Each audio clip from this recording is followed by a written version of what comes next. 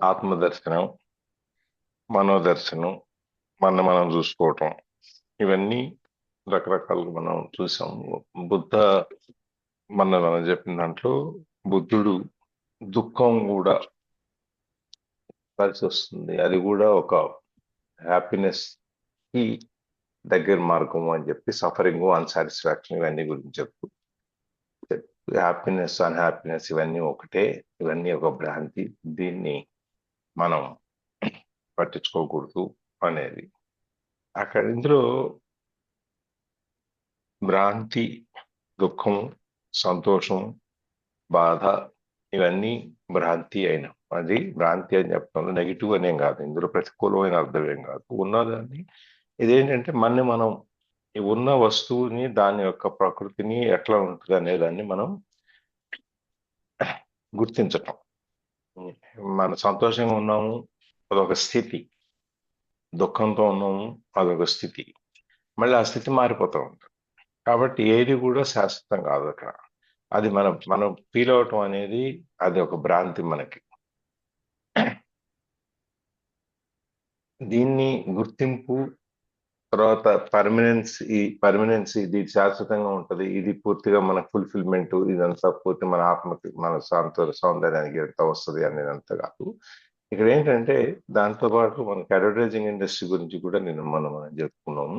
Advertising ఇండస్ట్రీలో కనుక ఉన్నదాన్ని నిజంగా చెప్తే ఎవరు ఏ వస్తువు కొనరు. అందుకని చెప్పి దానికి మనం ఈ ఎన్లైటన్మెంట్ అనే దాని గురించి, భ్రాంతి అనే దాని గురించి ఒక విధమైన భ్రాంతిని క్రియేట్ చేసి మనకి ఆ వస్తువుని అమ్ముతారు అనమాట. మనం కూడా ఆ భ్రాంతిలో కొంటాం. అది నిజంగా దాని గురించి ఉన్నది చెబితే మనం కొనం. అందుకే ఇది కూడా ఈ భ్రాంతి అనే దాంట్లోంచి మనం బయటకు రావాలి. ఎప్పుడైతే ఎన్లైటన్మెంట్ అనేది మనకి జ్ఞానోదయం చేతి జరుగుతుందో, అక్కడి నుంచి కనుక మనం చూస్తే ప్రతిదీ కూడా సంతోషంగానే కనిపిస్తుంది.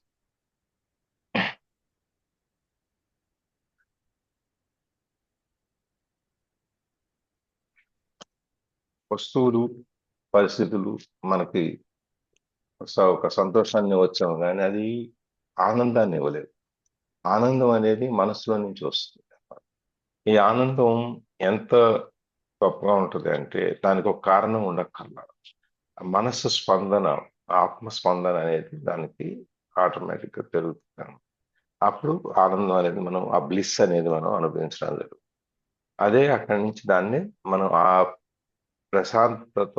ప్రశాంతమైనటువంటి స్థితిలో ఎప్పుడైతే ఈ ఆత్మస్పందనతో వచ్చి ఉంటామో, అదే భగవంతుడి యొక్క మనకి ఆ ఆశీర్వచనం అని చెప్పి అనుకోవాలి. అది యాక్చువల్గా మనం ఈ ఆనంద స్థితి అనేది మన యొక్క సహజమైన స్థితి. అది మన చిన్నప్పుడు చంటి బిడ్డలుగా ఉన్నప్పుడు ఒక ఏడాది 2 ఏళ్ళు వయసు వచ్చేంత వరకు మన ఆనందంలో వాళ్ళు ఆనందం వాళ్ళ లోకంలో వాళ్ళు ఉంటారు. మెల్లమెల్లగా మనం వాళ్ళకి అడుగులు వచ్చి, కొంచెం మాటలు వచ్చి, కొంచెం నడవడం మొదలుపెట్టి తెలుసుకుంటూ వచ్చి మనం వాళ్ళకి చెప్తూ ఉంటాం, ఇది ఇట్లా, ఇది ఇట్లా, ఇది ఇట్లా, ఇది ఇట్లా అని చెప్పి. ఆ విధంగా వాళ్ళ బ్రెయిన్ ని, వాళ్ళ మైండ్ ని మనం కండిషన్ చేస్తాం, వాళ్ళ ఆలోచనని మనం కండిషనింగ్ చేస్తాం. అందుకని చెప్పి ఈ ఆనందం అనేది అప్పుడు దాకా వాడు అనుభవించింది, తర్వాత ఆ స్థితి అనేది వెళ్ళిపోయి మనం ఇప్పుడు క్రియేట్ చేసిన ఈ భ్రాంతి, భ్రమ అనే స్థితిలోకి వచ్చేస్తారు అన్నమాట. అంటే మైండ్ కంట్రోల్లోకి మెల్లగా తీసుకెళ్ళిపోతున్నాం. చాలా మంది ఈ మోక్ష సాధన ఇవన్నీ గుర్తించరాదు, దాని గురించి పెద్ద పట్టించుకోరు. వాళ్ళు ఉండేదాని గురించి, వాళ్ళకున్న వస్తువుల గురించో, వాళ్ళు ఉండేదాని గురించో, వాళ్ళు ఏదైతే ఉందో దాని గురించి పట్టించుకుంటారు. అంతేగాని ఈ ప్రపంచం, దీని యొక్క డిప్రెషన్, వరల్డ్ వైడ్ మనం ఎంత ప్రపంచంలో ఎంత మనం కలిసిపోయి ఉన్నాము, లేకపోతే ఎంత డిప్రెస్డ్గా ఉన్నాము, ఇవన్నీ ఫుల్ఫిల్మెంట్ ఎక్కడ వదిలేసాం, ఇవన్నీ కనుక మనం మనకి ఈ ఆత్మానందాన్ని కనుక పొందటం అనేది జరిగితే వీటన్నిటి గురించి మనం బాగుపడాలి. అదే ఒక పురాతన సామెతలో మనకి చెప్తారు, I have seen everything that is done under the sun and all is vanity and striving after wind. ఈ ప్రపంచంలో ఈ సూర్యుడి కింద, అంటే భూమి మీద ఆకాశం కింద ఏదైతే ఉందో అవన్నీ నేను చూశాను, అవన్నీ కూడా మాయా భ్రాంతి మాత్రమే. గాలితో పాటే గాలి ఎటు వెళ్తే అవి అటు వెళ్ళిపోతుంటాయి అని చెప్పి. అయితే మనం ఆ పాయింట్ని కనుక మనం తెలుసుకొని ఆ స్థితిని కనుక మనం చేరగలిగితే మనం ఆనందానికి దుఃఖానికి ఒక అడుగు దూరంలో వెళ్తాం. మన ఆ అడుగు దూరం నుంచి ఏది ఎన్నుకోవాలి అనేది మన ఇష్టం. అది ఆనందం ఎన్నుకుంటామా లేకపోతే బాధ వైపు వెళ్తామా అనేది మన ఇష్టం. దానికి కూడా చిన్న ఎగ్జాంపుల్ అని చెప్పుకున్నాను నేను. అట్లాగే ఒక బుద్ధిస్ట్ మాకు ఒక సన్యాసి, బౌద్ధ సన్యాసి కూడా చెప్పింది ఏంటంటే 20 సంవత్సరాలుగా సన్యాసత్వం పుచ్చుకొని ఉన్నప్పుడు నేను చూసింది ఒకటే. అదేంటంటే అన్నీ ఒక సెంటెన్స్ చెప్పాలంటే పుట్టిన ప్రతిదీ గిడుతుంది. అంటే పుట్టిన ప్రతిదీ కూడా మళ్ళీ దానికి మరణం అనేది ఉంటుంది అని చెప్పి. ఇది అందుకని చెప్పి ప్రతిదీ మనకి మరణం అనేది ఉంటుంది. దానికి అంతం అనేది ఒకటి ఉంటుంది కాబట్టి దాని గురించి మనం జరిగే దాని గురించి మనం ఏమి రెసిస్ట్ చేయక్కర్లేదు. నిరోధన అనేది ప్రతిఘటన కానీ చేయక్కర్లేదు. దాన్ని యాజ్ ఇట్ ఈజ్ వచ్చేదాన్ని వచ్చినట్టుగా మనం ఒప్పుకుంటే ప్రతిదీ కూడా అశాశ్వతం అనేది కనుక మనం తెలుసుకున్నట్టయితే మనకి ఈ మనశ్శాంతి అనేది మనకు దొరుకుతుంది.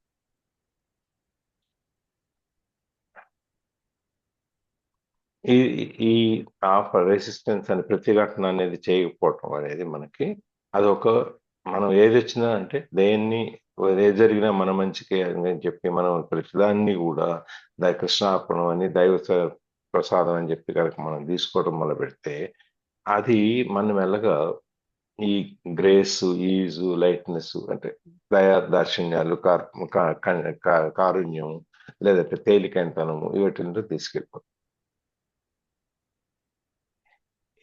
ఇవన్నీ కూడా మనకి ఒక విధంగా మంచా చెడా అనే దానికి మనకి దాంట్లో మనకేమి తేడా రాదు. మనం పట్టించుకో ఎప్పుడైతే దేవుడు అనుకున్నప్పుడు మనకి మంచిగా చెడా లేదండి. ఇది ఒక పారాడాక్సికల్ గా అనమాట. ఒక మనకి ఎలా కనిపిస్తుంది అంటే ఉన్నది లేనట్టుగా లేనిది ఉన్నట్టుగా కనిపించేట్టుగా ఉంటుంది. అందుకని మనం ఇక్కడ ఇప్పుడు చిన్నది నో స్ట్రగుల్ ఆర్ ఎఫర్ట్ ఇవన్నీ ఎప్పుడైతే ఆనందం అనేది మనకు కలుగుతుంది, హ్యాపీనెస్ అనేది వస్తుందో అప్పుడు మనకి ఇంకా స్ట్రగుల్ చేయాల్సిందే లేకపోతే కష్టపడాల్సిందే, దాని ప్రయత్నం చేయాల్సిందే ఉండదు. మనం ఆనందించడానికి పుట్టినట్టుగా ఉంటుంది. So all those things of course ఇవన్నీ జరిగిపోతాయి, సైకిల్స్ అన్ని వస్తుంటాయి పోతుంటాయి. కానీ మనం ఈ దీని మీద లైఫ్ అనేది, ఈ జీవితం అనేది తేలిగ్గా సాగిపోతూ ఉంటుంది. అంటే మనం ఈ పట్టించుకోవటం అనేది మనం ఈ బ్రహ్మ భ్రాంతి అనేది ఎప్పుడైతే వదిలేసామో ప్రతిదీ కూడా మన కళ్ళ దగ్గరే ఉంటుంది. మనకు వద్దనుకున్నది కావాలనుకున్నది అన్ని కూడా అవన్నీ మన కళ్ళ ముందుకే వస్తాయి, మన దగ్గరికే వస్తాయి. మనం దాని గురించి పాకులాడక్కర్లేదు. నేను ఇక్కడ దాకా చూసాము. చూసే ముందు ఇవాళ దాంట్లోకి వెళ్లే ముందు చిన్న ఆత్మ దృష్టి అనే దాని మీద నిన్న ఈ అంతర్యామిలో ఇది వచ్చింది వచ్చాను. మనం చదివేదే ఇక్కడ కూడా అదే రాశాడు, ఆత్మజ్ఞానం గురించి.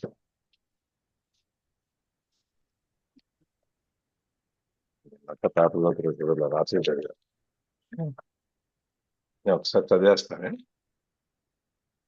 ఆత్మజ్ఞానం అన్న పదం వినగానే అదేదో అందరికీ అందని గొప్ప ఆధ్యాత్మిక అనుభవంలా అనిపిస్తుంది. నిజానికి ఆత్మజ్ఞానం అంటే మనల్ని మనం తెలుసుకోవడం. నిత్య జీవితంలో మనకు కలగాల్సిన స్పృహ అది. మన గురించి మనకు రావాల్సిన స్పష్టమైన అవగాహన, మన ఆలోచనలు, భావోద్వేగాలు, కోపాలు, సంతోషాలు ఇవేవి మనం కాదని గుర్తించడం. ఒక పరిశీలకుడుగా, ఒక సాక్షిగా వీటిని గమనించాలని గ్రహించడమే ఆత్మజ్ఞానం. మనం ఇంతకుముందు చెప్పుకున్నాం. మనం అంటే ఒక సాక్షిభూతకంగా ఉండాలి కానీ మన కళ్ళ ముందు జరుగుతున్న దాంట్లో మనం ఇన్వాల్వ్ అవ్వకూడదు. మనం జరుగుతున్న దాన్ని జరుగుతున్నట్టుగానే చూడాలి అని ముందు పుస్తకం ఇందులో చూస్తున్నాం. మనం అద్దం ముందు నిలబడినప్పుడు అందులో కనిపించేది మన శరీరం తాలూకు ప్రతిబింబం మాత్రమే, అది మనం కాదు. అలాగే మనం పొందే సంతోషాలు, విచారాలు, ప్రశంసలు, విమర్శలు ఇవన్నీ మన మనోభావాల తాలూకు ప్రతిఫలనాలు మాత్రమే. వాటి వల్ల మనం ప్రభావితం కాకుండా ఉండటమే నిజమైన ఆత్మజ్ఞానం. కష్ట సమయంలో బాధపడకుండా, సంతోష వేళల్లో పొంగిపోకుండా సమచిత్తంతో ఉండడం అనేది ఉండడం అనేది అందుకే అందుకే ఆత్మజ్ఞానం పొందడం అంటే మనలోని గమనించే శక్తిని గుర్తించడం. ఉదాహరణకు ఒక పుస్తకం చదువుతున్నప్పుడు దృష్టి అక్షరాల వెంట పరుగులు తీస్తూ ఉంటుంది. ఆ సమయంలో మనలో ఏదైనా ఆలోచన వస్తే దాన్ని మనం గమనిస్తాం. ఆ గమనించే శక్తే ఆత్మ. మనం అంటే ఈ దేహం కాదు, మనసు కాదు, ఆలోచన కాదు. వాటన్నింటినీ గమనించే ఒక స్పృహ మాత్రమే. ఈ జ్ఞానం కలిగినప్పుడు అనవసరమైన భయాలు, కోపాలు, అసూయలు ఏవి మనల్ని ప్రభావితం చేయలేవు. ఈ అద్భుతమైన సత్యాన్ని మన పౌరాణిక గాథలు చాటి చెప్తాయి. కురుక్షేత్రంలో తీవ్రమైన దుఃఖంలో కూరుకుపోయిన అర్జునుడికి శ్రీకృష్ణుడు భగవద్గీతను ఉపదేశించాడు. ఈ దేహం నశించేది, కానీ అందులోని ఆత్మ శాశ్వతమైనదని బోధించాడు. ఆత్మజ్ఞానానికి మూల స్తంభమైన ఈ సత్యాన్ని తెలుసుకున్న తర్వాతే అర్జునుడు తన కర్తవ్యాన్ని నిర్వర్తించగలిగాడు. మనం నిత్యమైన ఆత్మస్వరూపుణమని తెలుసుకోవడమే నిజమైన జ్ఞానం. జనకుడికి అష్టావక్రుడు గురువుగా మారి నువ్వు శరీరం కాదు, అంతటా వ్యాపించిన ఆత్మవు అని బోధించి జ్ఞానోదయం కలిగించాడు. దేవతలను పీడిస్తున్న వృత్తాసురుడిని సంహరించడానికి దధీచి వెన్నెముకతో వజ్రాయుధాన్ని చేయాల్సి వచ్చింది. ఆయన తన ప్రాణాన్ని కూడా లెక్క చేయకుండా లోక కళ్యాణం కోసం త్యాగం చేశాడు. శరీరం తాను కాదని, కేవలం ఒక సాధనమని ఆయన గ్రహించాడు. ఆత్మజ్ఞాని మాత్రమే తన శరీరాన్ని ఇంత సులభంగా త్యాగం చేయగలడు. ఆత్మజ్ఞాన సాధన అనేది ఎక్కడో దుర్గమ ప్రదేశాల్లో కూర్చుని చేసే తపస్సు కాదు. మనం ఉన్న చోటే మనలోని సత్యాన్ని అర్థం చేసుకో.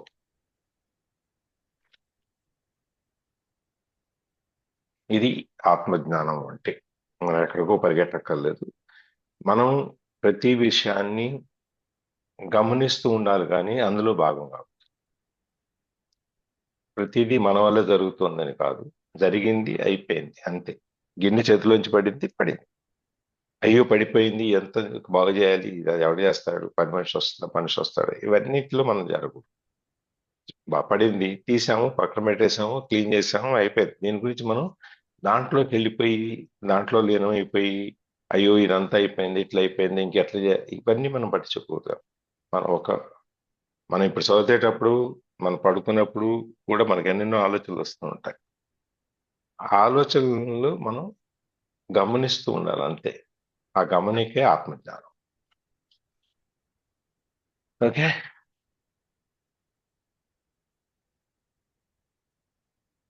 ఓకేనా? చెప్పండి.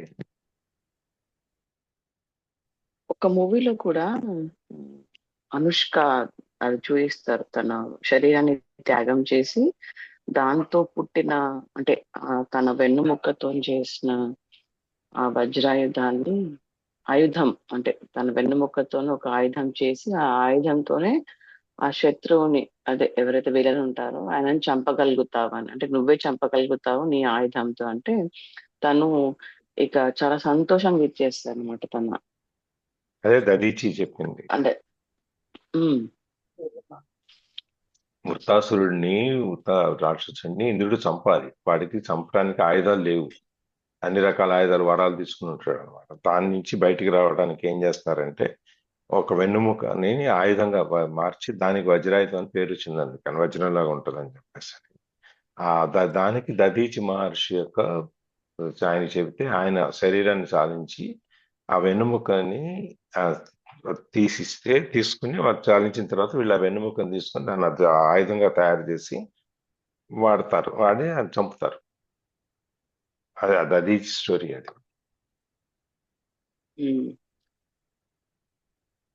ఇంద్రుడు దగ్గర ఇవన్నీ ఆయన ఏం చేయడు. ఇంద్రుడు అందరూ వాళ్ళ వీళ్ళే అని తను తీసుకుంటుంటాడు.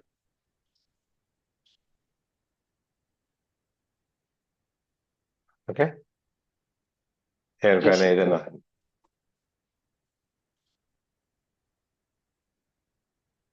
హలో, ఈవెన్ వక్ర మీరేమన్నారు చూడండి సార్, ఏం పేరు? వక్రాసురుడు. వక్రాసురుడు అంటే చూడనికి బాగుండడు అతను కదా, అంటే వంకరలు, అష్టవంకరలతో అది అష్టావక్రుడు. అష్టావక్ర ఎనిమిది వంకర్లు ఉంటాయి మనిషి. అది దానికి శాపం అనమాట. తర్వాత ఆయన ఒక్కొక్కటి ఆ స్టోరీలు చెప్తా ఉంటే ఒక్కొక్క వంకర వెళ్ళిపోయి మామూలు తయారవుతుంది. అంటే తయారు కాకముందు కూడా ఇది జస్ట్ శరీరమే కాబట్టి దీనికి అంధవికారంగా అట్లా ఉన్నా ఏం కాదు. నువ్వు ఉండేది నీ ఆత్మనే మెయిన్ కాబట్టి శరీరాన్ని పట్టించుకోవద్దని చెప్తారా?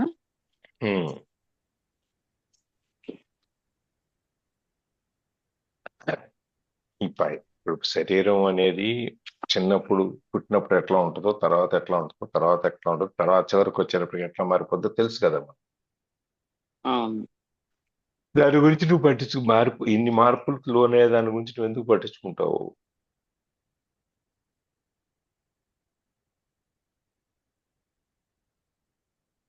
లక్ష్మీదేవి గారు.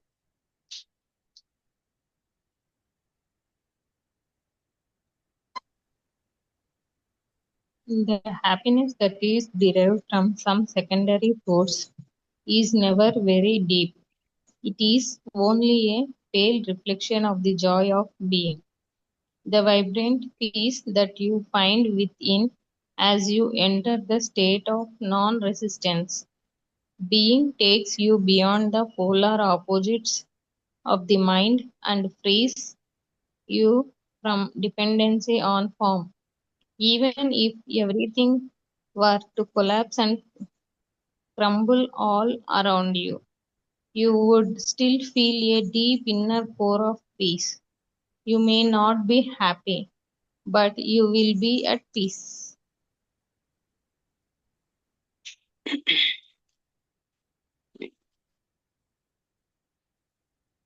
The happiness that is derived from some secondary source is never very deep. Secondary source అంటే మనకు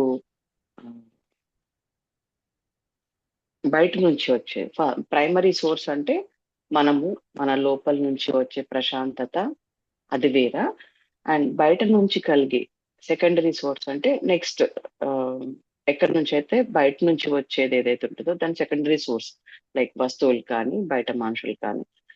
అది దాంతో వచ్చే సంతోషం అనేది మన ఇన్నర్ డీప్ అంటే మన మనసుకి హత్తుకునేది అయితే కాకపోవచ్చు ఖచ్చితంగా. బికాస్ అది మనం ఎప్పుడైనా బయట నుంచి డిపెండ్ అవుతాం కాబట్టి, సో బయట పరిస్థితులను మన కంట్రోల్లో ఉండవు కాబట్టి అది మనం సెకండరీ అని చెప్పుకోవచ్చు. సో ప్రైమరీ ఏంటి అంటే మొదటి ఆనందం ఎక్కడి నుండి వస్తుంది అంటే అంటే మీకు కావలసిన ఆనందం కానీ ప్రశాంతత కానీ ఏదైనా మీలోనే ఉంది, అంటే మన దగ్గరే ఉంది. మొదటగా అబ్జర్వ్ చేయాల్సింది మనలోనే, మన లోపల. సో బయట అనేది ఎప్పుడు సెకండరీ, అది రెండవది మూడవది కిందికి వస్తుంది. కానీ మెయిన్ మనదే వచ్చేసి ప్రాధాన్యం, మనదే ఫస్ట్ అన్నమాట.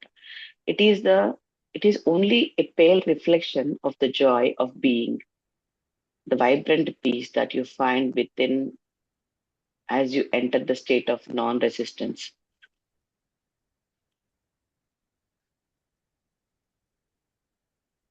So ఇది ఈ reflection, it is only pale reflection అంటే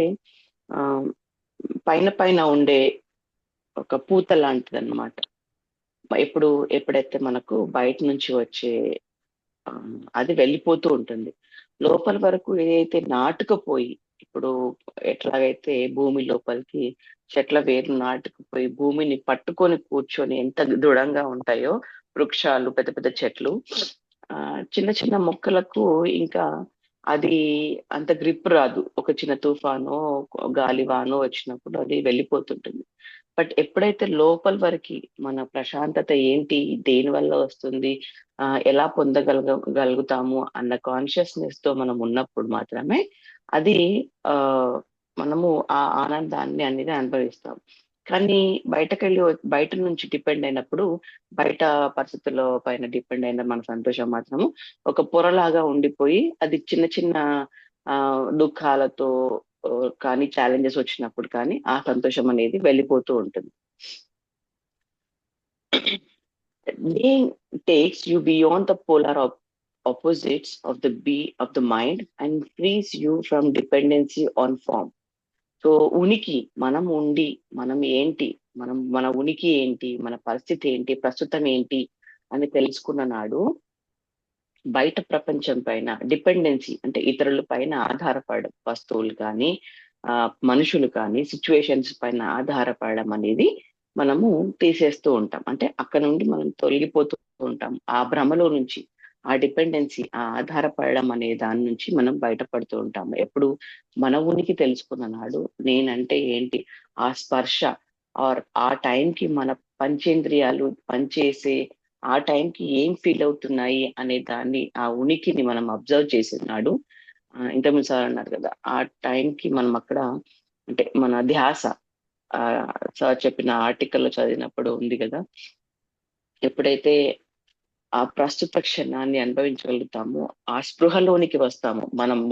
మన మైండ్ లో ఏ ఆలోచన వస్తుందో అని దాన్ని గమనించినప్పుడు, ఆ గమనిక, ఆ ఆ ప్రస్తుత ఉనికిని గమనించినాడు ఈ డిపెండెన్సీ అనేది ఆ మన నుంచి వెళ్ళిపోతుంది అనమాట. అంటే వేరే వాళ్ళ పైన ఆధారపడడం అనేది వెళ్ళిపోతుంటుంది. Even if everything were to collapse and crumble all around you, you will you would still feel a deep inner core of peace. So ప్రపంచం మునిగిపోయిన, మన చుట్టుపక్కల ఎంత ఆ ఇబ్బందికరమైన పరిస్థితులు ఉన్నా కానీ, మనకు కూడా ఏమన్నా అయిపోయినా కానీ, మన లోపల ఎప్పుడైతే ఆ ఉనికిని మనం తెలుసుకోగలుగుతామో, మనం అంటే ఏంటి అనే ఒక పరిచయం మనకు కలిగినప్పుడు, సో చుట్టుపక్కల ఏం జరిగినా కానీ, ఎంత ప్రళయం వచ్చినా కానీ, అంటే ప్రళయంగా ఉన్న పరిస్థితులు మనకు చిన్న చిన్న విషయాలే పెద్ద ప్రళయంగా అనిపించి మనం పెద్ద గొడవలకు దిగిపోతాము, టెన్షన్ పెట్టుకుంటాం. కాబట్టి సో ఎట్లాంటి సిచ్యువేషన్ ఉన్నా కానీ అవన్నీ కూడా మీ మీ ప్రశాంతత ముందర, మీ ఇన్నర్ పీస్, మీ లోపల నుంచి వచ్చే ఆ ఆనందం ముందట కనిపించదు అనమాట. అంత వేస్ట్ గా కనిపిస్తుంది. మన పీస్, మన ఆనందమే మనకు ముఖ్యంగా తోస్తుంది అనమాట. You may not be happy, but you will be at peace. So సంతోషంగా ఉండలేకపోతారు కానీ లోపల నుంచి ఆనందం మాత్రం ఎప్పుడు మీ సొంతమై ఉంటుంది. ఎప్పుడైతే ఆ ఉనికిని మనం తెలుసుకుంటామో, ఆ ఆలోచనని మనం గమనించగలుగుతాము, మన మైండ్ లో ఏం నడుస్తుంది, ఇప్పుడు ఏం జరగాలి, ఇప్పుడు నేను ఏం ఆలోచించాలి అన్న ఒక స్పృహలో మనం బ్రతకగలిగితే, సో బయట ఎట్లా ఉన్నా కానీ మనం మాత్రం ఎప్పటికీ ఆనందంగా ఉంటాం. సార్. హ్యాపీనెస్ అనేది ఇప్పుడు మనకి ప్రైమరీ సోర్స్, సెకండరీ సోర్స్ రెండు ఉన్నాయి. మనకు ప్రైమరీ సోర్స్ అంటే మూలంగా మనకు మనం తెలుసుకోవటం అనేది. సెకండరీ సోర్స్ అంటే మనకి ఇంకెవరైనా ఇంకొకరి ద్వారా మనం తెలుసుకోవటం. ఇప్పుడు మన ఈ ఆత్మజ్ఞానం పొందటానికి, మనలో మనకి మనసును చూసుకోవటానికి, ఆత్మదర్శనం చేసుకోవటానికి ఎలా అనేది మనకు తెలియలేదు. అప్పుడు మనం ఏం చేస్తాం, ఎవరినో ఆశ్రయిస్తాం, గురువును ఎవరినో, ఇదిగో ఇట్లా పుస్తకాలు చదువు ఏదో చేస్తాం. అక్కడ వచ్చే దాని వల్ల పరిచయమే జరుగుతుంది కానీ మనకి అది పూర్తిగా నాటుకోదు. మనకి ఓ బాబు నువ్వు ఇలా కూర్చోవాలి, రెండు చేతులు ఇలా, రెండు వేళ్ళు ఇలా పెట్టుకోవాలి, నువ్వు నీ ఎటారు కూర్చోవాలి, నువ్వు శ్వాస తీసుకోవాలి, నీ ధ్యాస అంతా శ్వాస మీద ఉంచాలి, ఈ విధంగా మనం చెబుతాం. కానీ దాని యొక్క ఫలితం కానీ, లేకపోతే దాన్ని ఆస్వాదించడం కానీ, ఆనందించడం కానీ ఎప్పుడు జరుగుద్ది? మనం ఆ స్థితిలోకి వెళ్ళి, మనకు అంటే సెకండరీ సోర్స్ నుంచి మనం ప్రైమరీ సోర్స్కి ఒక లింక్ ఇస్తున్నాం అన్నమాట. ఒక పరిచయం చేస్తున్నాం. అక్కడి నుంచి నువ్వు తీసుకెళ్ళాలి దీన్ని ముందుకి. దాన్ని మనం కూర్చుని దాన్ని ఆ చెప్పిన పద్ధతిలోనూ, లేకపోతే ఆ అర్థం చేసుకున్న పద్ధతిలోనూ మనం మెల్లగా దాన్ని కనుక ప్రాక్టీస్ చేయటం మొదలు పెడితే, అప్పుడు ఈ ఆత్మజ్ఞానానికి పునాది అనేది వస్తుంది. అది మనని బయట నుంచి నేర్చుకునేది ఎంత ఉందో మనకి పేల్ రిఫ్లెక్షన్, అంటే పేలవమైనటువంటి ఒక ప్రతిబింబమే. స్పష్టత అనేది ఉండదు మనకి ఎంతసేపు. కానీ మనం సొంతంగా చేసుకుని దాన్ని మనం ప్రాక్టీస్లో పెట్టి, అనుభవంలో పెట్టి, దాన్ని నేర్చుకుని దాన్ని సొంతంగా చేసుకున్నప్పుడు అది మనకున్న ఈ బంధాలు, శృంఖలాలు, గొలుసులు ఇవన్నిటి నుంచి మనం విడుదల చేస్తాం అన్నమాట. అప్పుడు మనకి ప్రపంచం అంతా తలకిందులు లేకపోయినా మిన్విరి మీద పడ్డా ఏం పడ్డా కూడా మనకి ఏమీ అనిపించదు. ఎందుకంటే మనం రెసిస్టెన్స్ అనేదాన్ని వదిలేసాం. మనం ఏది పడినా దైవ కార్యంగా తీసుకుంటున్నాం. కాబట్టి ఏది పడినా మనకి ఏది జరిగినా కూడా ఏం జరిగినా కూడా మనకేం అనిపించదు. అది మనని ఆ ప్రశాంతత అనే దానికి తీసుకెళ్తాం. Yes, using and relinquishing negativity All అంటే inner resistance is experienced అదేంటో చూద్దాం. Using and relinquishing negativity, using negativity and relinquishing negativity. Using అంటే మనకు మన దగ్గర వచ్చే నెగటివిటీ, అంటే మనకు వచ్చే భయాలు, బాధలు కానీ, ఒక ప్రతికూల సంఘటనలు కానీ, మనకు వచ్చే కష్టాలు కానీ, ఈ నెగటివిటీ ఏదైనా సరే మనం అనుకున్నది దాన్ని ఉపయోగించి, ఆ నెగటివిటీని ఉపయోగించి, ఆర్ రిలింక్విషింగ్ నెగటివిటీ అంటే, ఆర్ రిలింక్విషింగ్ అంటే వదిలేయడం అనమాట. ఆ నెగటివిటీని వదిలేయడం, దాన్ని యూజ్ చేసుకోవాలి ప్లస్ దాన్ని ఉపయోగించుకోవాలి. అది వదిలేయాలి. అది ఎలా అనేది చూద్దాము. రిలింక్విషింగ్ అంటే వదిలేయడం, నెగటివిటీని వదిలేయడము, దాన్ని ఉపయోగించుకోవడం ఎలా చేయాలో అని చెప్తున్నారు, చూసాము. All inner resistance is experienced as negativity in one form or another. All negativity is resistance. In this context, the two words are almost synonymous. Negativity ranges from irritation or impatience to fierce anger, from a depressed mood or sullen resentment to suicidal despair. Sometimes the resistance triggers the emotional pain body, in which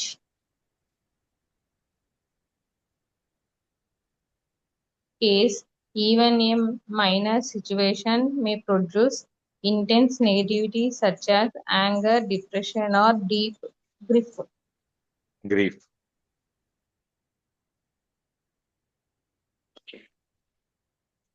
So all inner resistance is experienced as negativity in one form or another. మన బాడీలో కానీ, మన mind కానీ, మనం ఎప్పుడు resist చేస్తామంటే, ఎప్పుడు వద్దనుకుంటామంటే వచ్చే సిచ్యువేషన్స్, అది మనకు నచ్చనప్పుడు, ఆర్ ఏదైనా నెగిటివ్ అయినప్పుడు, లేకపోతే మనకు ఏదైనా బాధ కలిగించే ఉన్నప్పుడు నాకు ఇది వద్దు అంటాం. లైక్ మన బిజినెస్ లో లాస్ రావడం కానీ, మనకు బాడీలో ఏదైనా పెయిన్ రావడం కానీ, ఒకరు మాట్లాడుతుంటే నచ్చకపోవడం కానీ, ఎవరైనా గొడవ పడుతుంటే చూడలేకపోవడం కానీ, ఇవన్నీ ఏవైతే నెగిటివ్ అని మనకు ఫీల్ అవుతామో మనం వీటినన్నిటికీ ఆపడానికి ట్రై చేస్తాం. All negativity is resistance. So ప్రతి ఒక్క ఈ నెగిటివిటీ భావాలన్నది కానీ ప్రతి ఒక్కటి మనము విరోధిస్తాం అన్నమాట.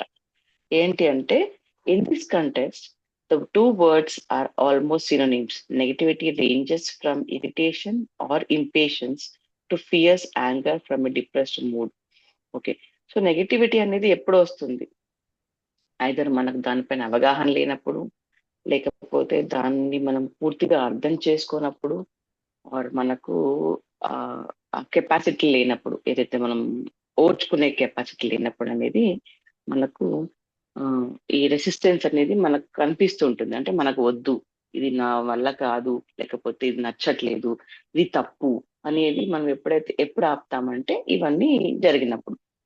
సో ఈ రెసిస్టెన్స్ అనేది ఖచ్చితంగా మన లైఫ్ లోకి ఇవన్నిటి ద్వారా వస్తుంది. బట్ అది ఎప్పుడు వస్తుందంటే, ఎప్పుడైతే మన చిరాకు కానీ, అవమానం పొందినప్పుడు కానీ, లేకపోతే కోపం కానీ, నిరాశ కానీ, లేక బాధ కానీ, ఇవన్నీ జరిగినప్పుడు ఖచ్చితంగా ఆ రెసిస్టెన్స్ అనేది మన బాడీకి మన మైండ్ చేస్తుంది. మన మైండ్ చూస్తూ ఉంటుంది, అంటే వద్దంటూ ఉంటుంది, దాని వ్యతిరేకత చూపిస్తూ ఉంటుంది అనమాట.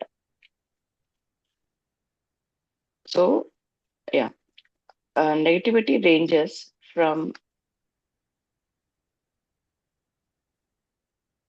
irritation or impatience or to fierce anger from a depressed mood to sullen resentment to suicidal despair.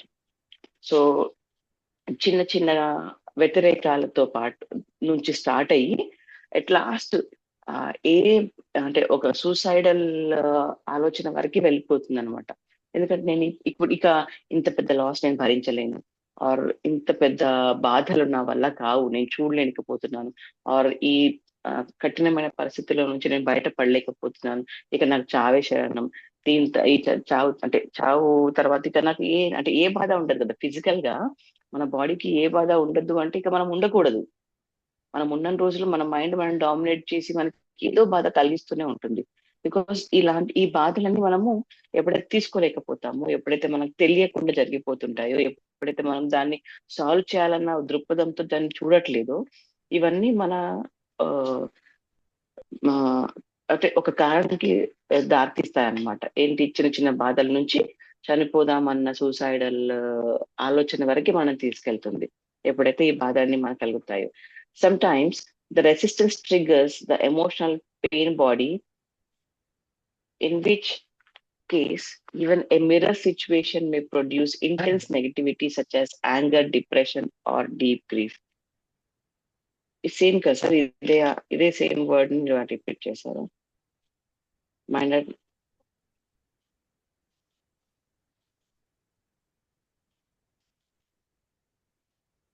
Sir, emotional pain body case even a minor situation any may produce intense negativity such as that. Yeah, so చిన్న చిన్న విషయాలకు కూడా మన mind అనేది, మన body అనేది resist చేస్తూ ఉంటుంది అనమాట.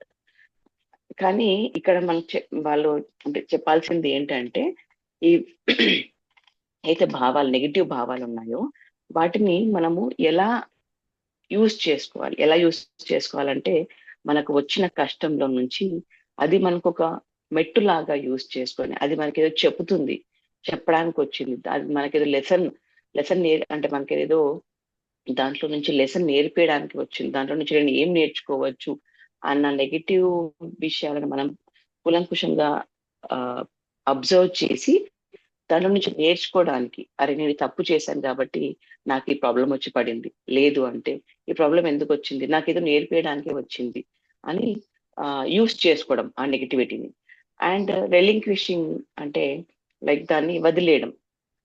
ఈ కోపాలు, బాధలు ఎప్పుడైతే మనం ఆ నెగిటివిటీని యూజ్ చేసుకోవడం నేర్చుకుంటామో, ఆ భయాలను, బాధల నుంచి మనం నేర్చుకోవడం ఎప్పుడైతే మొదలు పెడతామో, దాంట్లో నుంచి అప్పుడు ఈ బాధలు వచ్చినప్పుడు మనం వాటిని వదిలేయడం నేర్చుకుంటాం అనమాట.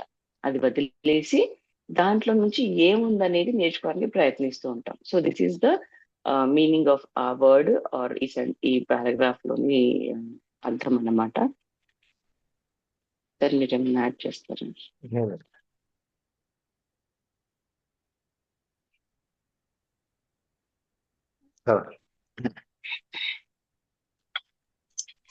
The ego believes that through negativity it can manipulate reality and get what it wants.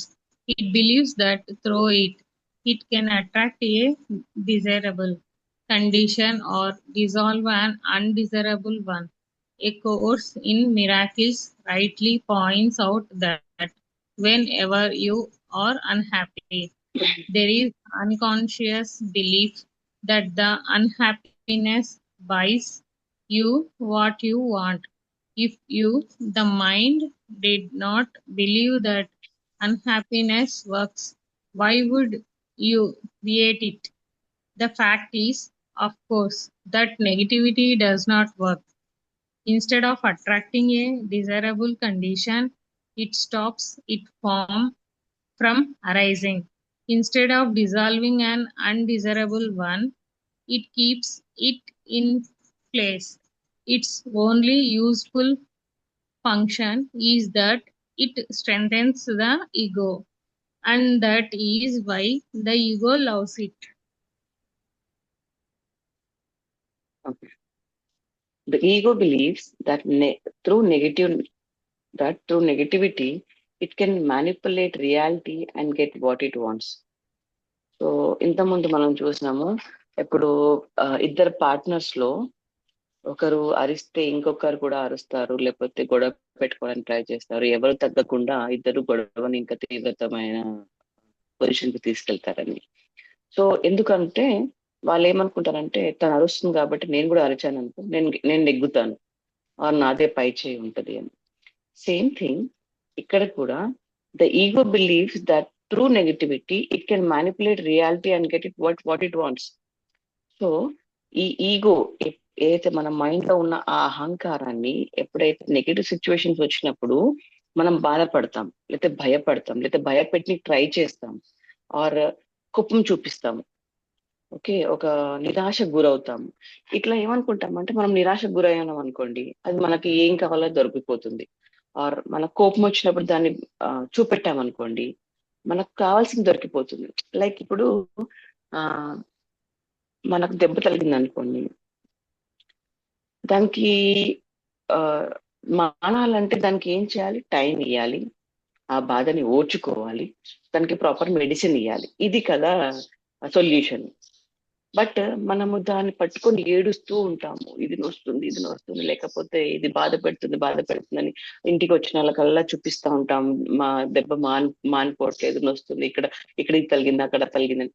So దీనివల్ల మనకు ఒక సాటిస్ఫాక్షన్ కలుగుతుంది తప్ప అది మానుతుందన్న అది మానుతుంది అన్న అవగాహన లేకుండా మనం మన ఈగోని చూపిస్తూ ఉంటాం. సో ఇవన్నీ మన ఈగో వల్ల వచ్చేటి అన్నమాట. సో మనం చూపించాలనుకున్నవి చూపించినప్పుడు అది తగ్గుముఖం పడుతుంది, ఆర్ దాన్ని నేను నా గ్రిప్ లోకి తీసుకోగలుగుతాను అన్న ఒక భావనతో మనం బతుకుతూ ఉంటాం. సో దెబ్బ తగిలినప్పుడు ఏదైతే ఏం చేయాలి? టైం ఇవ్వాలి, ఇవన్నీ చేయాలి. కాబట్టి సేమ్ థింగ్ ప్రాబ్లమ్స్ వచ్చినప్పుడు ఎలా జరిగింది, దానికి ఏం చేయొచ్చు, ఎవరైనా హెల్ప్ తీసుకోవచ్చా, కొత్తగా ఏమైనా ఆలోచించాలా, లేకపోతే దానికి కొంచెం టైం ఇవ్వాలా అని మనము కొంచెం వివరంగా దాని గురించి ఆలోచించి దాంట్లో నుంచి బయటపడే మార్గం చూడాలి తప్ప ఎంతసేపు మనకు ఇది జరిగింది, వాళ్ళ జరిగింది, వీళ్ళ జరిగింది, అయితే ఆ రోజు అలా చేయకపోతే జరిగి ఉండేది కాదు అని మనము ఇవన్నీ చేయడం వల్ల మనం తృప్తి చేసుకుంటున్నాం తప్ప, ఎందుకంటే మనలోని ఆ అహంకారం, మన మైండ్ అనేది డామినేట్ చేస్తూ మన అహంకారాన్ని చూపిస్తుంది కాబట్టి ఇవన్నీ చేయగలుగుతున్నాం. It believes that through it can attract a desirable condition or dissolve an undesirable one. So వద్దనుకున్న సిచ్యువేషన్స్ మన దగ్గరికి ఇక రావు అని అనుకొని, ఆర్ ఇక మన దగ్గర బాధలు ఉండవు, భయాలు ఉండవు అనుకొని ఆ బాధల్ని మనం రిపిటేటివ్ గా చేసుకోవడం, భయం చూపెట్టడం, బాగా లోతుగా ఆలోచించుకొని మన మైండ్ అండ్ బాడీని కష్టపెట్టడం, ఇవన్నీ మనము చూస్తూ ఉంటాం ఎప్పుడైతే మనకు నెగటివిటీ వస్తుందో. A course in miracles rightly points out that whenever you are unhappy, there is the unconscious belief that the unhappiness buys you what you want. A course of miracles, ఇది book అనుకుంటా. So ఏం చెప్తుందంటే ఒక book course of miracles అంటే అద్భుతాలు ఎలా జరుగుతాయి అని ఒక బుక్ ఉందన్నమాట. అదో కోర్స్ ఆఫ్ బుక్ అని, కోర్స్ ఇన్ మిరాకిల్స్ అని ఒక బుక్ లో ఏం చెప్పారంటే, whenever you're unhappy there is the unconscious belief. So మీరు ఎప్పుడైతే ఆ నెగటివిటీ మీ దగ్గరికి వస్తుందో, మీ మైండ్ లోకి, మీ బాడీలోకి, మీ జీవితంలోకి వచ్చినప్పుడు మనం ఏమనుకుంటామంటే, మనం అన్కాన్షియస్ గా ఉన్నప్పుడు ఖచ్చితంగా మనం దాన్ని ఎలా సాల్వ్ చేసుకోవాలనే సిచ్యువేషన్ లో ఉంటాం. ఇది ఎవరి గురించి చెప్తానంటే, ఎవరైతే అన్కాన్షియస్ గా ఉంటారో వాళ్ళు ఏం నమ్ముతారంటే, believe that the unhappiness buys you what you want. అంటే మీ బాధలు, మీకు భయాలు ఏవైతే వచ్చినప్పుడు మనం 10 మందితో పంచుకుంటా ఉంటాం, మనం 10 మందితో చెప్పుకుంటూ ఉంటాం, నాకు ఈ బాధ అది ఇది అని చూపిస్తూ ఉంటాం, దాన్ని రిపిటేటివ్ గా చేస్తూ ఉంటాం. సో అలా చేయడం వల్ల మనకి తగ్గిపోతుంది, ఆర్ మేబీ దాన్ని ఎదుర్కోగలుగుతాము అన్న ఆలోచనతో మన అన్కాన్షియస్ మైండ్ ఉంటుందంట. If you the mind did not believe that unhappiness works, why would you create it? So మన మైండ్, మన మైండ్ కానీ మనం కానీ did not believe that unhappiness works, why would you create it? So unhappiness అనేది మనం బాధతో ఉంటే, దుఃఖంతో ఉంటే అదే పని చేసుకుంటూ వెళ్తుంది అని నమ్మినప్పుడు ఎప్పుడైతే అన్కాన్షియస్ గా మనం నమ్ముతున్నామో, మరి ఎన్ని రోజులు మనకు వచ్చిన బాధలన్నీ ఎప్పుడో అంటే తుంచిపోయేవి కదా, అంటే ఎప్పుడు పోయేవి కదా. మరి ఇప్పుడు కొత్తగా మళ్ళీ మీరు ఎందుకు బాధపడుతున్నారు దాని గురించి? ఇది కొంచెం లోతుగా అర్థం చేసుకోవాలి కాబట్టి సార్ మీరు కొంచెం దీని తర్వాత మంచిగా ఎక్స్ప్లెయిన్ చేయండి. చెప్పండి చెప్పండి. Okay. The fact is, of course, that negativity does not work. Instead of attracting a desirable condition, it stops it from arising. So, నిజం ఏంటంటే మనము ఎంతకాలం ఆ నెగటివిటీని రిపిటేటివ్ గా చేస్తూ ఉంటాము, ఎంతకాలం నెగటివిటీని తలుచుకొని బాధపడి మాట్లాడి ఆలోచించి ఎప్పుడైతే దానికి ఇంకా ఆద్యం పోస్తామో, ఇంకా మనకి నెగటివిటీ అనేది అట్రాక్ట్ అవుతూ ఉంటుంది అనమాట జీవితంలోకి. సో ఎప్పుడైతే కాన్షియస్ గా ఉండి అది ఏంటి, ఎందుకు వచ్చింది, ఎలా తీసేయాలి అన్న కాన్షియస్ తో మనం ముందడుగులు వేస్తే, వెనకడుగులు అంటే ఏంటి, అది ఎలా జరిగింది, ఇది నాకు ఎందుకు జరిగింది, అలా జరగకపోతే బాగుండేది అన్న ఆలోచనల నుంచి పడగలిగితే it stops you from arising. అంటే ఇంకా ఎక్కువ కాకముందే దాన్ని తొంచగలిగే శక్తి మనకు వస్తుంది అనమాట. ఇంకా ఎక్కువయ్యే ఛాన్స్ దానికి మనం ఇవ్వము. Instead of dissolving an undesirable one, it keeps it in place.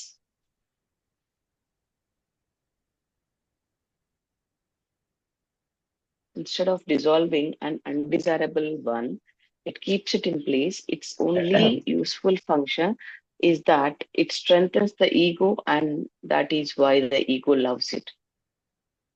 So ఈ ఈగో అనేది, మన అహంకారం అనేది ఏం నమ్ముతున్నాం మనము, ఇలా బాధ వచ్చినప్పుడు బాధపడాలి, లేకపోతే భయం వచ్చినప్పుడు దానికి వణికిపోవాలి, లేకపోతే అసలు అక్కడికి వెళ్ళడమే ఆపేయాలి అని మన ఈగో ఏదైతే చెప్తుందో, మన అహంకారం, మన మైండ్ డామినేషన్ లో ఉన్నప్పుడు మనకి ఏదైతే చెప్తుందో, అది ఇంకా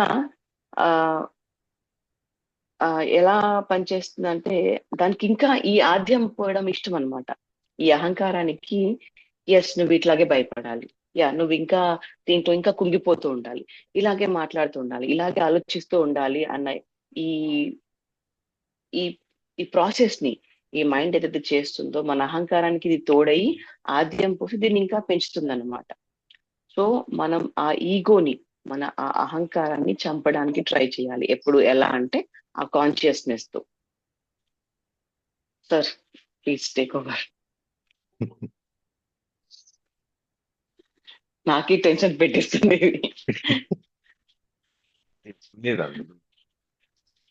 రెండు విషయాలు మెయిన్ గా ఏంటంటే డిజైరబుల్, అన్డిజైరబుల్. మనకు కావలసిన స్థితి, మనకు అక్కర్లేని స్థితి. కావాల్సిన స్థితిని మనం ఏం చేస్తాము, ఇది కావాలి అనుకుంటే ఆ స్థితి కావాలి, దాన్ని మనం ఆకర్షించడానికి తీసుకోవడానికి ప్రయత్నం చేస్తాం. అక్కర్లేని దాన్ని వదిలేయడానికి ప్రయత్నం చేస్తాం. అంతే కదా? హలో, ఎవరన్నా మాట్లాడండి.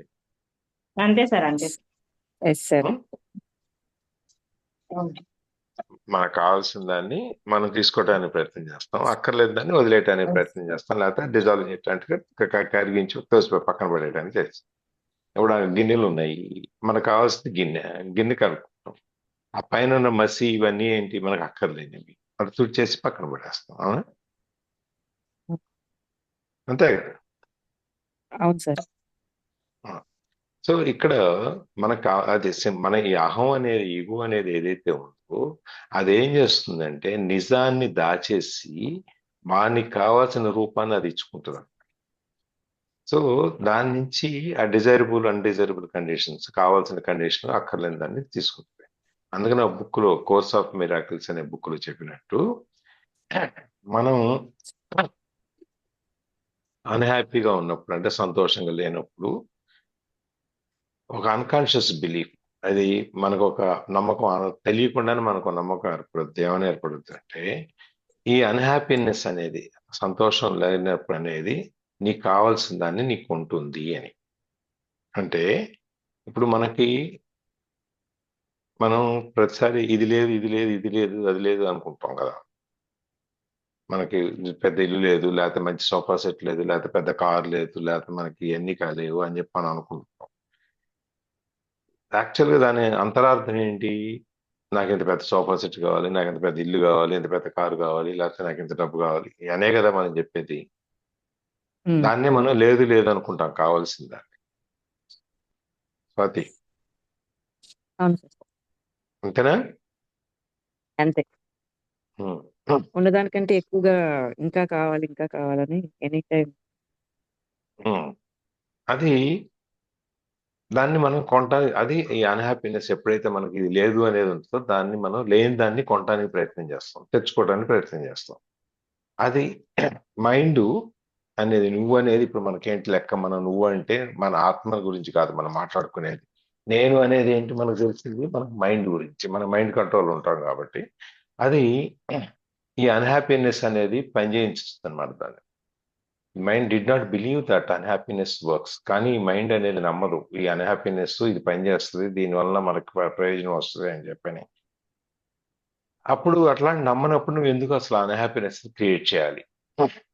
నువ్వు ఎందుకు సృష్టించాలి అసలు ఆ సంతోషం లేనితనాన్ని, అసంతోషాన్ని ఎందుకు సృష్టించాలి అంటే అని. కానీ అనేది ఒక ప్రశ్న. కానీ ఫ్యాక్ట్ ఏంటంటే అసలు నిజమైన ఏంటంటే నెగిటివిటీ డస్ నాట్ వర్క్. ఈ ప్రతికూల భావాలు పనిచేయవు. మన పుస్తకాల్లో ఇటు చదివాం, మ్యాజిక్ బుక్ వాటన్నిటిలో కూడా నెగిటివిటీ పనిచేయదు. పనిచేసినా కూడా నువ్వు సొసైటీకి ఏమిస్తావు, అది మల్టిపుల్స్ లో వస్తుంది కాబట్టి ఎవరినైనా ఇబ్బంది పెడితే ఆ ఇబ్బంది నీకు ఇంకా మల్టిపుల్స్ లో వస్తుంది అని చెప్పేసి, మనం మంచి చేస్తే మనకు అలాగే వస్తుంది అని చెప్పి మనం చదువుకున్నాం కదా. సో ఇక్కడ కూడా అనమాట, instead of attracting A desirable condition, it stops it from arising. ఈ మైండ్ అనేది ఏం చేస్తుంది అనమాట,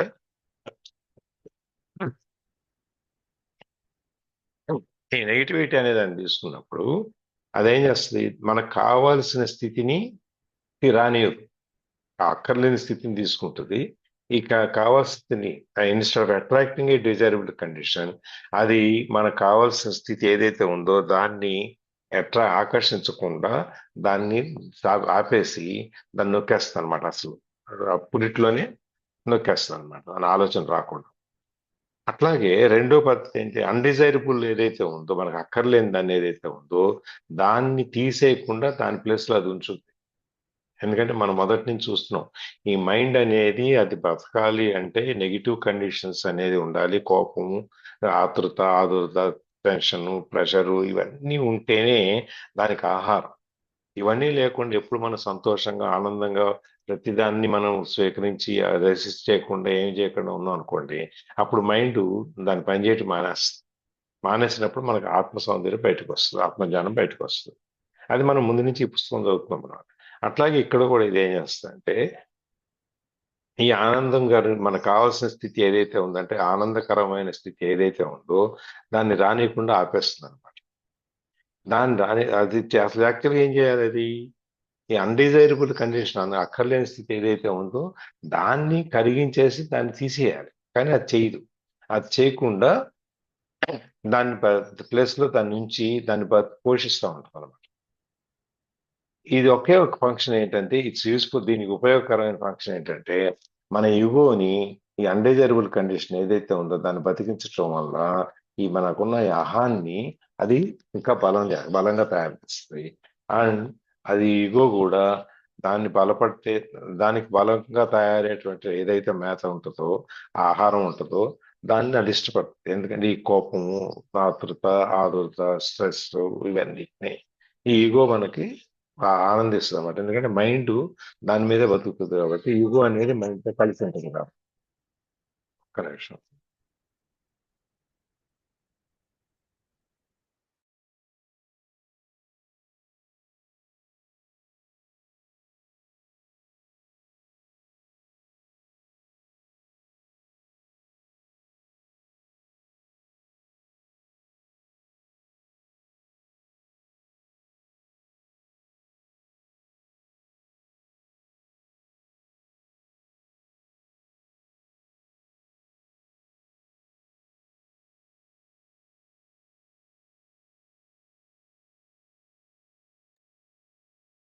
సో ఈ యూస్ఫుల్ దానికి ఒకటే ఒక ఉపయోగకరమైన పని ఏంటంటే, దాన్ని ఉపయోగం ఏంటంటే దాన్ని బతికించి ఉంచటం వల్ల యుగో అనేది బతుకుంటుంది, దానికి బలంగా తయారవుతుంది. ఆ యుగో అటువంటి సిచ్యుయేషన్ ని ఆహ్వానిస్తుంది అనమాట. అందుకని యుగో ఎప్పుడు కూడా మనకు అక్కర్లేని దాన్నే అది తీసుకుంటది. తీసుకొని నేను బాగున్నాను అనేటువంటి ఒక ఫాల్స్ భ్రాంతి, మనకు ఒక భయం, ఒక ఆ, నిజ అసత్యమైనటువంటి ఒక భ్రాంతిని కలగజేస్తుంది, ఒక మాయని కలగజేస్తుంది అనమాట. కలగజేసి మనకు కావాల్సిన దాన్ని పక్కన పెట్టేసి ఉంచుతుంది. సింపుల్ గా ఈగో ఇవన్నీ ఎందుకంటే నెగిటివిటీ అనేది ఇంకా మనం ఎన్ని చేసినా కూడా ఇంకా ఎక్కడో కొద్దిగా ఉంటది. దాన్ని వాడుకుంటాం, తర్వాత దాన్ని వదిలేయటం.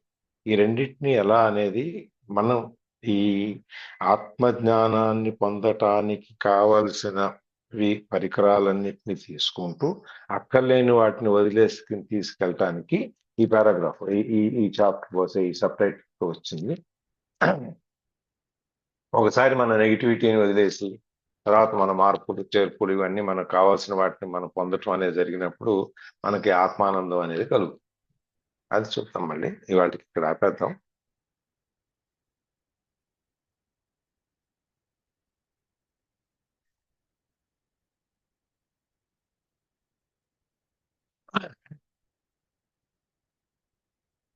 అన్నం గారు, భావని గారు, ఎవరైనా. సార్ బాధ వచ్చినప్పుడు మనకి కష్టంలో దీనిని నెగిటివిటీని ఒక మెట్టులాగా ఉపయోగించుకోవాలి అని అన్నారు కదా సార్. అవును, మ్మ్. ఎందుకంటే మన నెగిటివిటీలో ఇంతకుముందు చెప్పినప్పుడు కూడా ఈ నెగిటివిటీలో మనము త్వరగా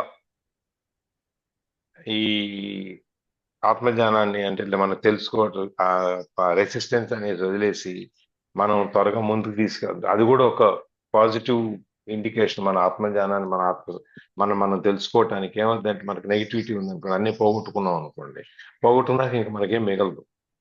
మిగిలినప్పుడు ఏముంది, ఇంకా మనకి ఇవన్నీ వదిలేసుకుంటున్నాం కదా, వదిలిపోయినాయి కదా, అన్ని ఏ బంధాలు లేవు ఇప్పుడు. లేనప్పుడు మీరు ఆత్మసౌందర్యాన్ని, మీ ఆత్మజ్ఞానాన్ని లేకపోతే మిమ్మల్ని మీరు తెలుసుకోవటానికి అది తేలిక అవుతుంది. నెగిటివిటీ ద్వారా కూడా వెళ్ళొచ్చు అని చెప్పారు. అదే ఒక స్టెప్ అనే మాకు, అది కూడా ఒక రెండింటి పాజిటివిటీ నెగిటివిటీ రెండు మనం ఇంతకుముందు చూసాం. మనం ఒక లాస్ట్ వీక్, అంతకుముందు వీక్ ఎప్పుడో చూసాం. అది దాంట్లో నుంచి రెండింటి పాజిటివిటీ నుంచి మనం అన్ని మంచి భావాలు పెట్టుకుని అందరితో బాగుండి ప్రేమతో ఉండి ప్రేమను పెంచుకుని ఇవన్నీ తీసుకునేది ఒక మార్గం. నెగిటివిటీ నుంచి కూడా మనం ఆ స్థితికి వెళ్ళటానికి అనేది ఇంకో మార్గం. అప్పుడే నెగిటివిటీ వస్తుంది. వల్ల అసంతృప్తి వస్తుంది సార్, అంతే అంతే కదా. కదా మరి, అంతే కదా. మ్మ్. వాస్తవికత అనేది మారిపోతుంది మారిపోతుంది. నెగిటివిటీ వల్ల, అందువల్ల అసంతృప్తి వస్తుంది. మనకి ఇది రియాలిటీ నిజమేంటి, మనకి ఇది లేదు, లేకపోతే దీన్ని మనం అఫోర్డ్ చేయలేము, దీనికి మనకు శక్తి లేదు అనుకునేది రియాలిటీ. అది నిజమైనప్పుడు దాని నిజాన్ని దాచిపెట్టి దాన్ని కవర్ చేసేసి, లేదు నువ్వు పొందగలవు, నువ్వు చేయగలవు అని చెప్పని కిలికేసి ముందుకు తీసుకెళ్ళి అప్పు చేసి మనం ఏదో మనం ఏదో కష్టపడింది ఏదో అప్పు చేసి తీసుకొచ్చి ఆ వస్తువుని ఇంట్లో పెట్టుకుని అమ్మయ్య నాకు కావాల్సింది పొందాము అనేది. కానీ దాని కనుక మనకి ఎన్ని బాధలు ఉంటాయి, అప్పు తెచ్చాలి, దానికి వడ్డీ కట్టాలి, ఈ లోపల ఇదేమో ఈ కండిషన్ ఏమో డిటోరియేట్ అయిపోద్ది. ఇప్పుడు ఈ స్వభావం ఉంది, వస్తువు కొన్నామని సంతోషం ఉండదు, సుఖం ఉండదు. ఏది ఉండదు, తడిసి మోపుడై అప్పులు కనిపిస్తా ఉంటది, అది సంతోషమే పోతుంది. పోతుంది.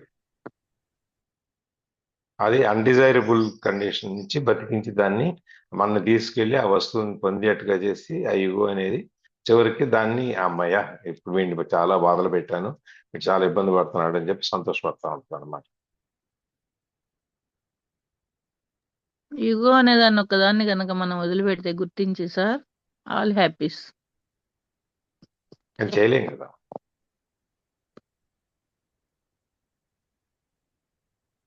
మొదటి రోజునే నేనున్నాను తీసేస్తే అని ఒక మొలకలాగా వస్తుందా సార్ ఈగో అది అనేది?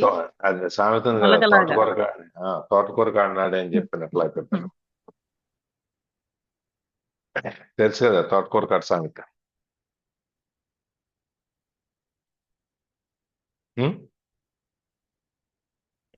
ఏది సార్, బాబు ఒకడు తోటకూర దొంగతనం చేస్తే తోటకూరే కదా అని ఊరుకుంటే, చిన్నదే కదా అని ఊరుకుంటే, తర్వాత ఉమ్, అది పెద్దదైపోయి పెద్దది ఆహా మా అయిపోయింది. అమ్మమ్మ తోటకూర తెచ్చావు ఎంత బాగుందిరా నాన్న భలే తెచ్చావే అని చెప్పి ఆ పొగుడు. రోజే అమ్మ తప్పని ఖండిస్తే ఇంత జరిగేది కాదు కదా. వాడు పెద్ద దొంగ అయిపోతాడు చివరి.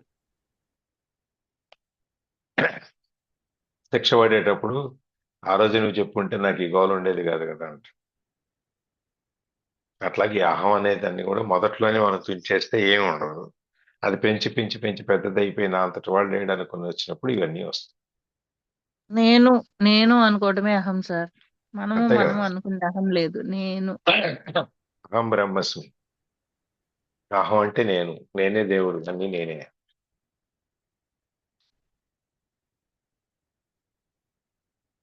ఈ రోజు చాలా టఫ్ గా ఉంది సార్ సబ్జెక్ట్. కన్ఫ్యూజ్ ముందు వెనక వెనకది ముందు తబ్బిబ్బైపోయాం అసలు ఒక అర్థం రాక. ఇంతకీ ఏంటంటే అహం వదిలిపెట్టాలి అంతే. ఉమ్. అందుకే డిజైరబుల్ అన్డిజైరబుల్ రెండు, కావాల్సిన దాన్ని అక్కర్లేదు దాన్ని. అక్కర్లేని దాన్ని వదిలేయాలి, కావాల్సిన దాన్ని తెచ్చుకోవాలి. కానీ ఈగో అనేది దాన్ని చేయనివ్వదు. అక్కర్లేని దాన్ని తీసుకొచ్చి నీ ముందు పెడుతుంది, కావాల్సిన దాన్ని నీ వెనకాల పెట్టేస్తుంది. మనకి ఏదైతే అవసరమో దాన్ని గ్రహించుకొని దాన్ని స్వీకరించి సంతోషంగా ఉండాలి. అదే కదా ఏదైతే నిన్న వద్దని మనం చెప్పుకున్నప్పుడు ఆ ఉమ్, పరుషన్ మహారాజు వారం రోజులు బతుకుతానని తెలిసి భాగవతం చెప్పించుకుని అదంతా చేస్తాడు కదా, పుణ్యం కోరుకోలేదని. ఉమ్.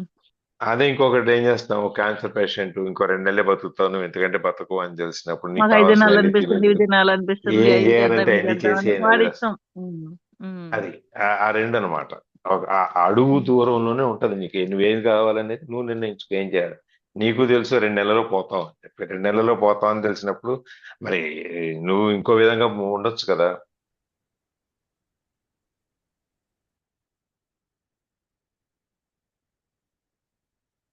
అది మనం అందుకే చెప్పింది ఆ అడుగు దూరం అనేది రెండింటికి, ఒంటికి అడుగు దూరం, ఎన్లైటన్మెంట్ కి డిసాటిస్ఫాక్షన్ కి అడుగు దూరంలో ఉంటాం అప్పుడు మనం. ఇద్దరికీ తెలుసు పోతామని.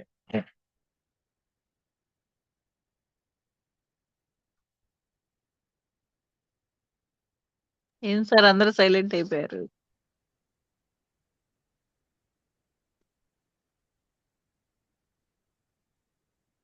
ఇంకా ఆపైనా రికార్డింగ్ ఆపైనా ఓకే సార్, ఓకే. లలిత ఆయన మాట్లాడుతున్నారా? సార్ అదే ఏం కాదు, దీనికి కనెక్ట్ అవుతుందో లేదో నాకు తెలియదు. అంటే నేను అనేది అదే అహంభావం అనేది అనుకుంటున్నాను. జస్ట్ చాలా మంది చాలా టాలెంటెడ్ అయినా కానీ అరే వాళ్ళేమంటారు వీళ్ళేమనుకుంటారు, లేదా మనకు అంత అవసరమా లేదురే, ఇప్పుడు మనము ఏదైనా చేయడం వల్ల ఎక్స్పోజ్ అవ్వడం వల్ల కానీ అది చేయడం వల్ల ఎందుకు అనవసరంగా లేనిపోని కొని తెచ్చుకోవాలా అని నిజానికి చేయగల కెపాసిటీ కానీ టాలెంట్ కానీ ఉంటుంది. స్టక్ అవ్వడం అనేది కూడా ఈ ఈగో వల్లనే. ఎందుకు అవతల వాళ్ళతో రెస్పాన్స్ తీసుకోవడం, ఆ రియాక్షన్స్, ఆ రిప్లైస్ తీసుకోవడం మనకు అంత అవసరం అన్నట్టు లైట్ తీసుకోవడం. ఇంకొకటి ఇందాక ప్రవీణ మామ చెప్పినప్పుడైతే ఒక పాయింట్, అదే మీరు అన్నారు కదా ఆవిడ ఒక హీరోయిన్ తనని తను స్పాన్సర్ సాక్రిఫైస్ చేస్తుంది కానీ అయినా ఆవిడ నేను అనే భావన లేకుండా చేస్తుంది అన్నట్టు. అలా మహాశివుడు కూడా గర్లాన్ని తీసుకుంటారు ఆయన ఆ పాల సముద్రాన్ని చిలికినప్పుడు. కాకపోతే ఆ ఆయన బాడీకి తీసుకోరు అండ్ బయటికి కూడా స్ప్రెడ్ చేయరు, అలా గర్లంలో స్టక్ చేసి ఉంచుతారు. మనలో కూడా మనము ఏదైతే అక్కడ సిచ్యువేషన్స్ కానీ ఏదైతే టాపిక్స్ కానీ లేదా టెన్షన్స్ కానీ మనకున్న ఏదైనా సరే మనం బాడీకి ఇంప్లిమెంట్ చేసుకుంటే అనారోగ్య పాలవుతాము. బయటికి షేర్ చేస్తే కనుక అందరికి స్ప్రెడ్ చేసిన వాళ్ళు అవుతాం అనమాట. ఏదైతే అది మంచి విషయం కాకుండా ఉంటుందో దాన్ని టెన్షన్ అనేది అందరికీ షేర్ చేయడం అవుతుంది. ఆ అలా అన్నమాట. అలా మనము తీసుకోకూడదు, బయట వాళ్ళకి షేర్ చేయకుండా దాన్ని అక్కడ బ్యాలెన్స్ చేయాలంటే ఒక శివుని మనం ఆయన ఆదర్శంగా తీసుకున్నట్లయితే కనుక దాన్ని బ్యాలెన్స్ ఎలాంటి సిచ్యువేషన్ అయినా, ఎలాంటి పరిస్థితి అయినా, లేదంటే ఒక విషయం డైజెస్ట్ చేసుకోలేని విషయాలు వస్తూ ఉంటాయి మన జీవితంలో చాలా సార్లు. వాటిని అలా గుర్తు చేసుకున్నట్లయితే కానీ మనం బ్యాలెన్స్డ్ గా వెళ్ళడానికి అవి ఉపయోగపడతాయి అన్నట్టు. థ్యాంక్ యూ అండి. ఇంకా ఇంకా అంటే వెళ్తూ ఉంటుంటే ఇంకా వేరేగా ఉంటాయి. సార్ థ్యాంక్ యూ అండి. Thank you Lalitha, thank you కమలం గారు.